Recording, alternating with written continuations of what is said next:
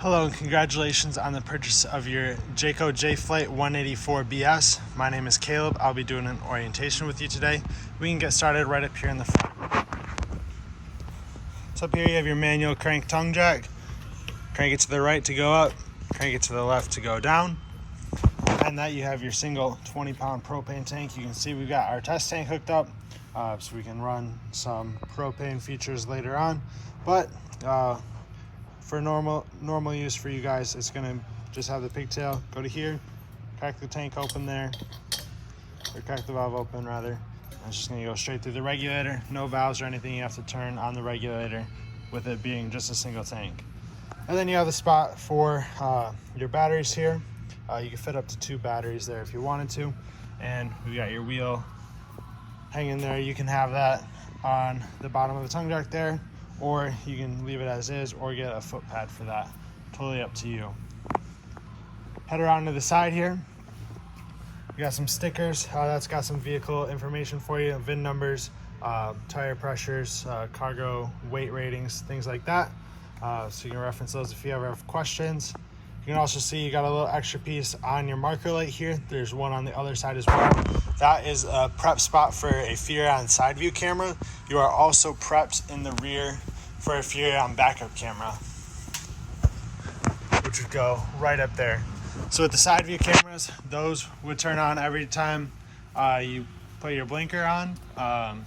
So it helps you see the lane beside you, next to you, whichever lane you're trying to go into. Kind of eliminates a blind spot a little bit, especially with towing a trailer. Your blind spot is much bigger. So that's a super nice feature to have. And of course, the backup camera, very nice because you can't see what's directly behind you. And sometimes if you have somebody out there trying to guide you, there's miscommunication, and that can be frustrating. But moving on here, you have your freshwater tank fill. So this is for rustic camping. You just stick your hose in here, turn it on, fill the tank. You'll be able to check the monitors inside on your monitor panel, which is just inside your entry door. And then once that tank is full, you turn your water pump on, and that is gonna be how you have water pressure. Right down below that, you have your drain for the freshwater tank. That's that white valve there. Just turn it 180 degrees to open and close it. And yeah, just drain that every time you're done using or done camping, and that'll help get rid of the extra water that's in there. Reduce a little bit of weight. And you do want to tow this with that tank empty. It's not rated to have that tank full. That adds a lot of extra weight and also puts extra stress on that tank. You have your 30 amp power hookup here, just a twist lock power cord. I do recommend you use a 30 amp surge guard in line with that. With the advancements we have in technology in the industry, more and more things are becoming automated on these trailers, and if you have a power surge, that's going to damage some of the electronics in here, and you don't want to be stranded not being able to have those function. Right down here you have your sewer drains. So on the left is your gray tank. It's got a gray handle. It's a little hard to see in the shadow. And then on the right is your black tank. It's got a black handle on it. The black tank is going to be for the toilet. Gray tank is going to be dirty sink and shower water. When you go to drain these, hook your hose up, and then you'll pull your black handle first. Let that drain out. Once that's empty, pull your gray handle. That gray dirty sink and shower water is going to help rinse the black toilet water out of your hose. And then once both of those are empty, close them up, put your cap back on here. You're all set. And you can store your sewer hose in the bumper back here. It's got a pull-out cap on either side. Just squeeze it in the middle, and that's where you'll store your sewer hose. Keep it away from any other stuff you're trying to stow in here. Gets a little dirty, obviously, and smells a bit, so keeps it on the outside of the trailer and tucked away. Right here is your city water connection. So if you're full hookup camping, you hook your hose up to that. Keep that hose on the whole time, and that's going to be what creates your water pressure. I do recommend you use a water pressure regulator with that, as well as a 90-degree elbow. So with the elbow, your hose is gonna go up and connect to the bottom of that instead of being connected straight here. If it's connected straight here, it's prone to kink, and then you'll lose water pressure. So with that 90-degree elbow, that's gonna allow you to maintain a water pressure or a steady water pressure, and also it's gonna save your hose a little bit. Next to that, you have your water heater. This is gas and electric, and your switches for that are gonna be inside. Down at the bottom there is your drain. There's a cap that goes over that. It's a 1 1/16 inch socket that'll go on that. Tighten it down, turn your water on, and this will start to fill. There are bypass valves for this underneath the bunk bed in the back here that you use to access that, but the bypass valves are for winterization, so you don't have to worry about those more than once or twice a year.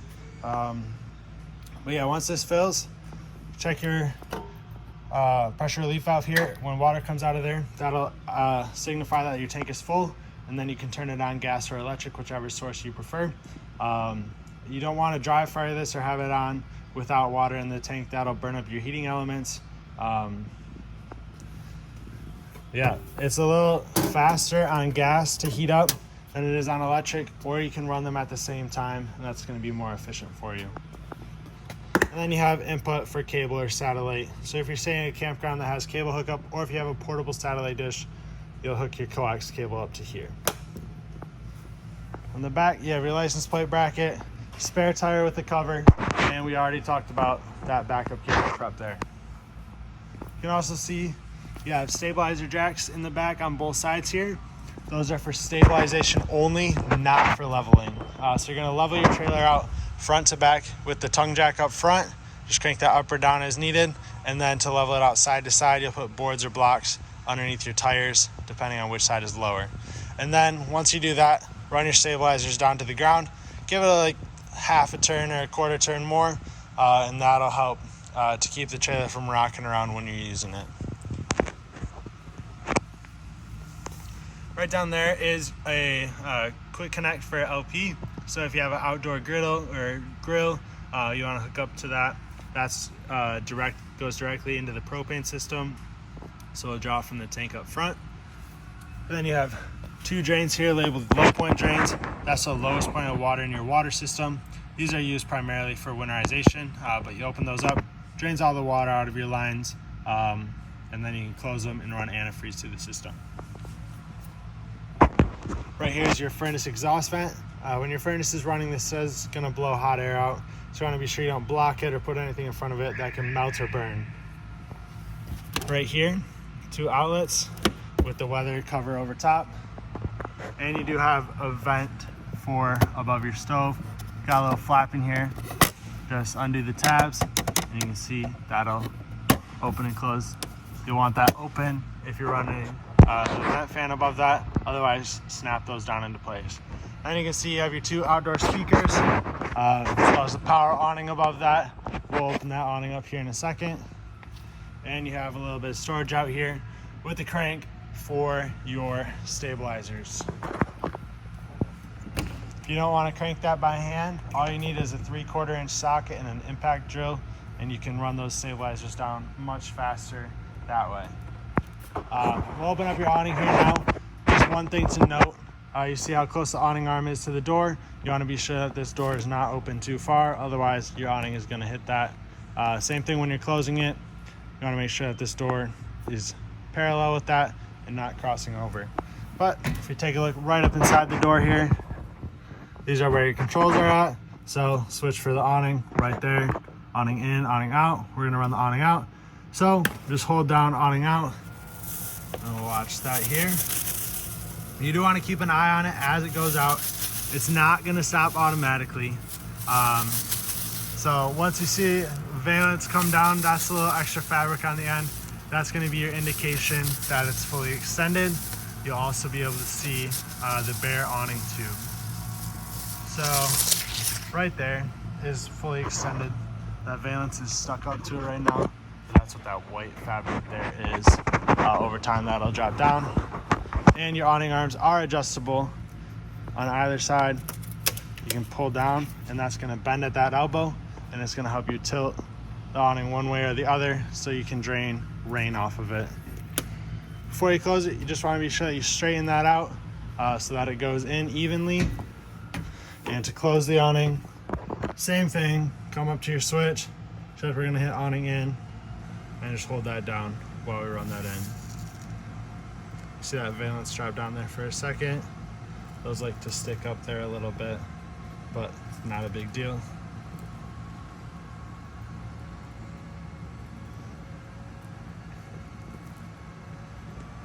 All right, while that goes in, we can kind of take a look at some other stuff in here. I can't really point at anything because I only have one hand and it's on the awning switch, but right up here is your monitor panel. You see it's labeled battery, fresh, black, and gray. These are all buttons here. It's gonna light up with what level it's at. So fresh, black, and gray. As those tanks fill up, it's gonna light up to the corresponding level. And then you have the switch for your water pump. So once your fresh water tank is filled, this is where you turn your water pump on at. And then your water heater on gas, water heater on electric.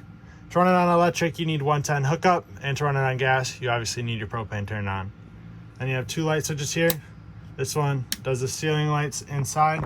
All of your ceiling lights do have a push button in the center, so you can manually turn individual lights on and off. And then this light is going to be for that awning LED strip. Turn that on and off. And then we have your slide out controls. So slide out is going to be for the booth here. Just hold down slide room out, and that's going to start to move. This is a Schwintek system. So you can see there's silver rails on the side there. You want to make sure you keep those lubricated. Typically we recommend a dry graphite lubricant for that. That's just going to help keep those from rubbing or binding or anything like that, and it'll keep it coming in and out smoothly. All right, up front here, you have your bed. If we pick up on the bed, you have access to the storage underneath, which also, as you can see, connects to your outdoor storage. You have your two lights up here, both with that push button in the center. Storage up above, and your air conditioner. This is going to work like a standard window air conditioner would at your house. So you have your on off, change your temperature, set a timer on there, change your modes and fan speeds, set a sleep schedule for it because it's kind of loud, and maybe you like it loud to sleep and you keep it on, or maybe it's keeping you up and you want to turn that sleep function on, and that'll just set a time for when it turns on and off. You also have energy saver. That's going to conserve energy on that, obviously. But at a campground, you're not paying for electric, so it's not necessarily a necessity for you. And right behind this, there's a little filter. You can take that out, clean it, and reuse it. There's going to be a little indicator here. Check filter, that light will come on, and that'll be your indication that you need to clean that filter out. And then you have your exit window below. For this, just take the lever, and if in case of emergency, if you need to throw this window open, this goes all the way through, and then you pull the red tab on the screen here to rip the screen out. Otherwise, you can have it propped open like it is for regular ventilation. Just with this, you want to be sure that that latch is latched properly for travel. Otherwise, that window can get whipped open, and it'll just be swinging back and forth against the side of your trailer. All right, then we have the booth here. Unfortunately, I'm not going to be able to set this up or down into a bed with just one hand, but you can see it sets on this rail back here. So you pick it up off of that, put this leg down, and the table is going to set on these black supports, and then you'll use the cushions to set over top of it, and you'll have yourself a nice extra bed if you have guests staying with you. Otherwise, for sleeping, you have these two bunks in the back as well. Let's see. You have your bunk capacities. These are both single bunks, so the capacity is going to be 300 pounds. And below this bottom bunk is your breaker and fuse box. So you're going to open that up. Take a look inside. If you were to have problems with something not running, something along those lines, come here, double check it. There's a little spot where everything's labeled for you right up here. Hopefully you don't ever have an issue like that though. Right here is the control for your furnace. So you have all the way to the left is off, and that's going to click past the little tab there, and that'll turn the furnace on. And as you move it to the right, that's going to increase the temperature. Hear the furnace kick on there. That's this grate right here. That's where that's located. Just make sure obviously that your propane is turned on. The furnace does run off of your propane, and the motor for the furnace runs off of 12 volt. So you don't need to be plugged into 110 power for it, but you can be. It's not going to hurt anything. And we'll turn that, push that all the way to the left. You'll hear it click. That's going to turn that off. Take a look in the bathroom here. So you have your shower and tub, which is winterized right now. That's what all the pink is. And then your foot pedal flush toilet. So with this foot pedal, if you step all the way down on it, that'll open the flange to the black tank. If you go halfway down on it, that'll bring water just into the bowl, and it'll help rinse things down a little bit easier.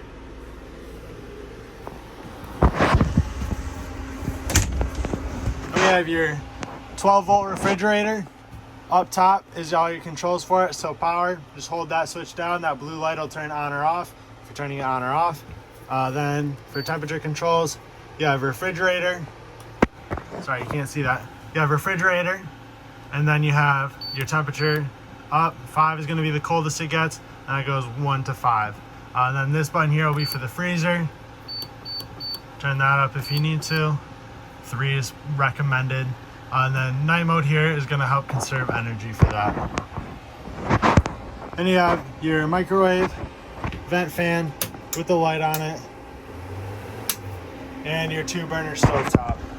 This also has a light on it. Just push that in. And then to light this, you hear that igniter going. That's what happens when you push this in. Same thing for this side. Just push that in and hold. You see those light up there.